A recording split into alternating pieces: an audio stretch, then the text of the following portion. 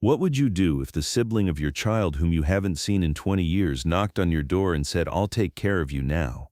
I did it. A man named Bernard came, saying he was Lina's brother. He was so kind, so caring. He was interested in my bank, my house, all my information. "I just want to help you, Aunt Kant," he would say. But I knew one thing. Lina didn't have a brother, and this man was going to steal $50,000 from my account within 3 weeks, or so he thought. My name is Kant Morrison. I'm 74 years old, and I live in a small house in the town of Riverside that my husband Arthur left me 10 years ago. I worked as an accountant for 40 years. I read numbers, and I read people. This skill would save my life. My only daughter Lina moved to California 20 years ago. "I'm going to build a new life, Mom," she had said. The first year she would call often, then once a month, then once a year. She hasn't called in the last 5 years. I didn't want to bother her either. Maybe she was happy. Maybe she had forgotten me. Maybe I wasn't important anymore. Loneliness was heavy, but you get used to it. Every morning I would make my tea, tend to the flowers in the garden, read books.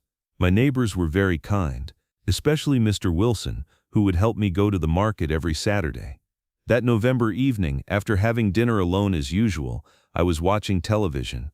At 8 o'clock there was a knock at the door. I wasn't expecting visitors at that hour. I approached the door, a little scared. I looked through the peephole. A man in his 40s, in a suit, clean-looking. He had a small suitcase in his hand. I opened the door slightly, with the chain on. "Yes, Mrs. Kant Morrison?" he asked in a polite voice. "Yes, who are you?" The man smiled, a tired but sincere smile. "My name is Bernard Morrison. I'm Lina's brother." My heart stopped. "What? I know you're shocked. But my mother passed away. She entrusted me to you. I wanted to meet you." My hands trembled. I opened the door chain. "Please come in." Bernard came in. We went to the living room. I offered him tea. My hands were still trembling. "Did you say Lina's brother?" I asked, trying to calm my voice. "Yes," he said, opening his suitcase. He took out a photo album. "My mother left these to me. I wanted to show you." He opened the album. First page. A young woman, a baby in her arms. "This is my mother, Sophia. And this is me." He turned the page. A little girl. She looked a lot like Lina. Next to her, a little boy. "This is Lina. And this is me. 1985. The photos looked real, but something was wrong. "Bernard," I said slowly, "Lina never mentioned a brother." Bernard shook his head sadly. "I know. After my mother and your husband divorced, I lived with my mother. Lina stayed with your father. We saw each other very rarely. My mother always regretted this." "Divorce," I said in surprise. "Arthur never mentioned anything like that." "Maybe because he was ashamed," Bernard said gently. "It was a very long time ago. You married Arthur later, didn't you?" It was true. I married Arthur 30 years ago. Lina was 15 then. She was a daughter from his previous marriage, but he never mentioned another child. "Bernard, this is very sudden," I said. "I need to call Lina. I need to get confirmation from her." Bernard's face darkened. Lina won't recognize me. We were too young, and we haven't seen each other for 20 years. I'm trying to find her too. I don't know her address. When my mother died, she said, 'Find Kant, Lina's mother.'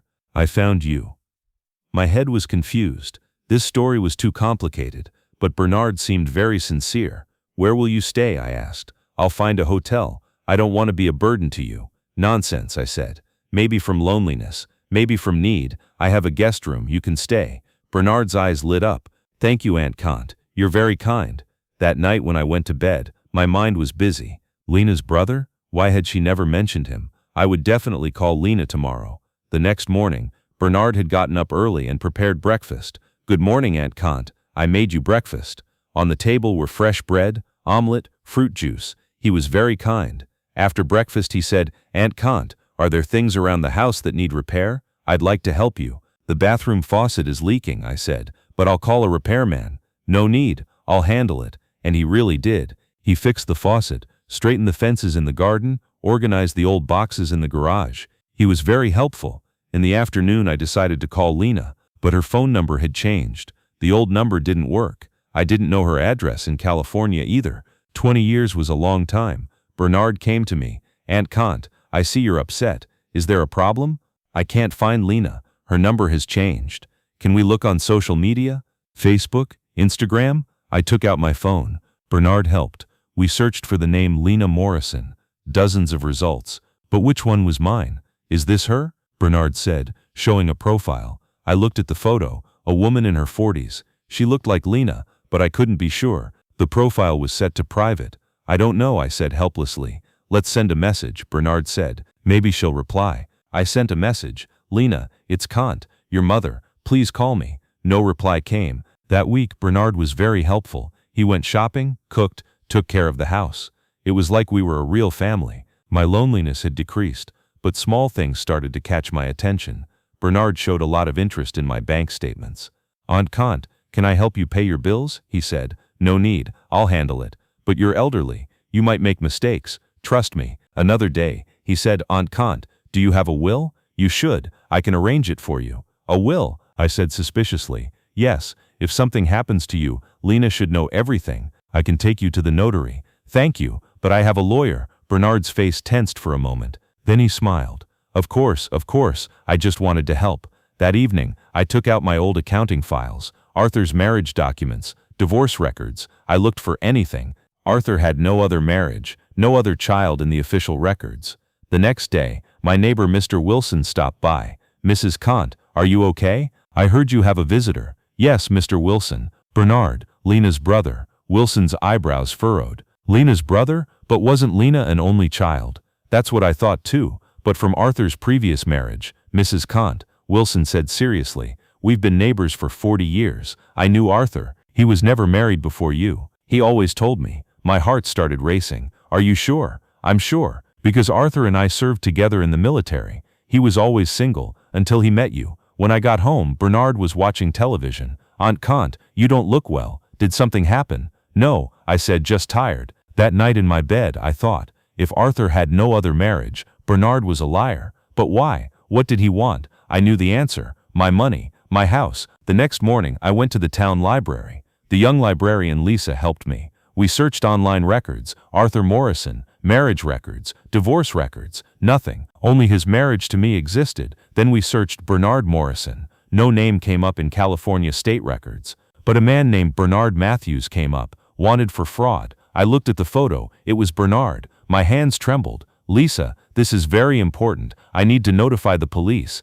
Call right away, Mrs. Kant. I went to the police station. Detective Sarah Chen met with me. Mrs. Morrison, tell us everything. I told her the whole story. Bernard's arrival, the photos, the false story, the online search results. Detective Chen checked the records on her computer. Yes, Bernard Matthews, 43 years old, wanted for fraud in 5 states. He approaches elderly people as a lost family member, gains trust, then steals money. What should I do? I asked in panic. Stay calm. Don't let him know you're suspicious. Let's set up a plan. Detective Chen explained the plan. I would go home and act normal. I would continue to gain Bernard's trust. I would give him my bank information, but from a police-controlled account. When Bernard tried to steal the money, they would get a red flag and catch him. But isn't it dangerous? I asked. We'll protect you. There will always be a team outside your house. Also, we'll give you a secret panic button. Press it in case of danger. When I got home, Bernard was cooking in the kitchen. Aunt Kant, where were you? I was worried. Just walking around town,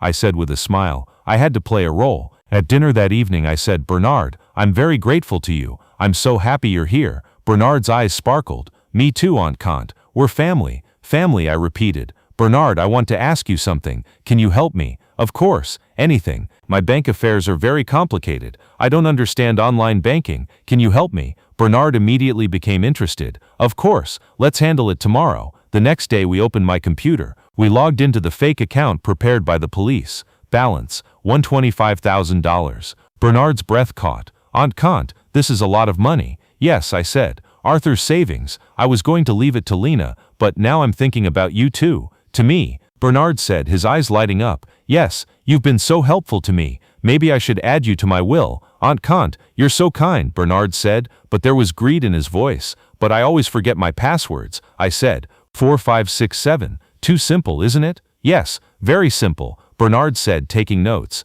That night, Bernard wasn't home. I'm going to the market, he had said. But hours passed, he didn't return. I checked my phone. Detective Chen had texted. Get ready. Bernard is at an internet cafe, trying to access your account. 30 minutes later, Bernard came home. There was a strange expression on his face, tense but happy. "Aunt Kant, we need to go to the bank branch tomorrow. There's a problem with your account. We need to fix it." "A problem?" I said worriedly. "Yes, but we'll handle it. Don't worry." The next morning we went to the bank, but not to a bank. We went to an empty building. It was a fake bank branch. The police had set it up. Inside, a bank employee, undercover police, greeted us. "Hello, Mrs. Morrison. Are you here to make a transaction regarding your account?" "Yes," Bernard said immediately. "I need $50,000 transferred from Aunt Kant's account to me. Emergency." "I see," the employee said. "Mrs. Morrison, do you approve?" I looked at him. Bernard was smiling, but there was greed in his eyes. "No," I said calmly. "I don't approve." Bernard's face changed. "What?" "But Aunt Kant." "Because," I said, raising my voice, "you're not Lina's brother. You're Bernard Matthews, and you're a fraud."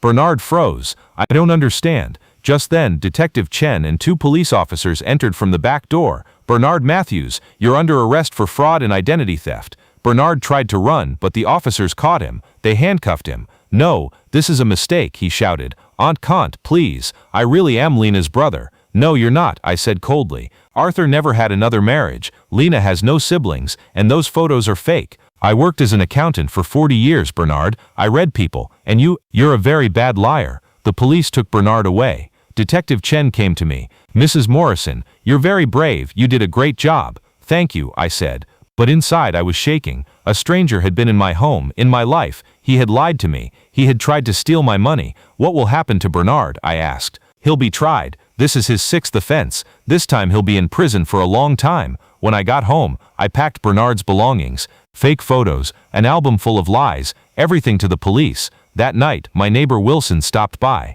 "Mrs. Kant, we heard. We're so sorry. Are you okay?" "I'm fine, Mr. Wilson. Actually, I'm lucky. It could have been worse. We won't leave you alone. You know, we've started a support group for our elderly neighbors in the neighborhood. We meet every Sunday. Would you like to come?" My eyes filled. "I'd love to." 2 weeks later, I received an unexpected call. "Mom," my breath caught. "Lina?" "Yes, Mom. I saw your message. I saw it late because I was in California. Is everything okay?" For the first time in 20 years, I was hearing my daughter's voice. "Lina," I said crying, "I missed you so much." "Me too, Mom. I'm so sorry. Work, life, I'm making excuses, but it's not right. I neglected you." "Lina, I need to ask you something. Did you ever have a sibling?" "A sibling? No, Mom. Why did you ask?" I told her everything. "Bernard, the lies, the fraud attempt, the arrest." "Oh my God, Mom," Lina said in shock. "I'm so sorry. If I hadn't called you, if I hadn't left you alone, this man—" "Lina," I said gently, "what happened, happened, but now it's over, and most importantly, hearing your voice. Mom, I'm coming this weekend. I need to see you. We haven't seen each other in so long." That weekend, Lina came. For the first time in 20 years, I hugged my daughter. We cried, talked, tried to make up for lost time. "Mom," Lina said, "I'll never leave you alone again. I promise." "I'm not alone," I said. "I have my neighborhood support group now. I have Mr. Wilson, and now I have you." When the court day came, I went to Bernard's hearing. When the judge gave the verdict, Bernard looked at me. "I'm sorry, Mrs. Kant. I needed money badly. I had debts. I'm sorry." "Bernard," I said, standing up, "you didn't just try to steal money. You stole trust. You stole hope. You stole the dream of a lonely woman who thought she found family. Money can come back, but trust, once broken, never comes back." The judge sentenced Bernard to 8 years in prison. Now I'm 75 years old. Lina comes every month. Sometimes I go to California. I join the neighborhood support group.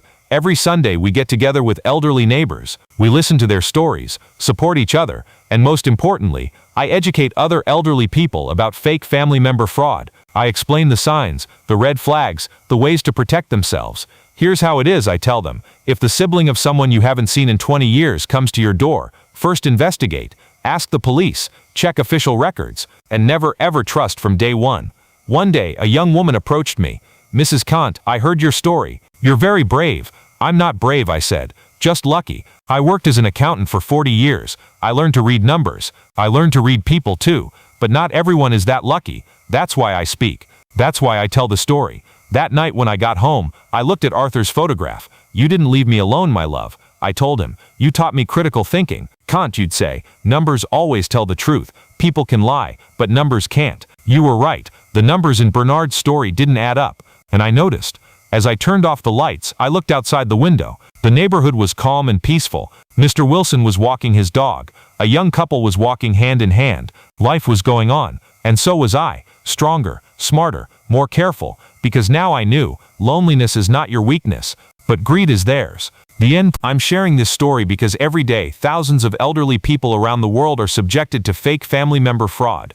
Be careful of people who come to your door as lost relatives. Red flags, very quick intimacy, immediate request for financial information, no official records, only old photos as proof, stories that cannot be verified with real family members. Ways to protect yourself. Talk to real family members. Never trust immediately. Don't give financial information. Remember, real family is not a claim that needs to be proven. There are documents, records, officialdom. If someone claims to be a family member but has no official record, be suspicious. And most importantly, you are not alone. Your neighbors, neighborhood support groups, police, they are with you.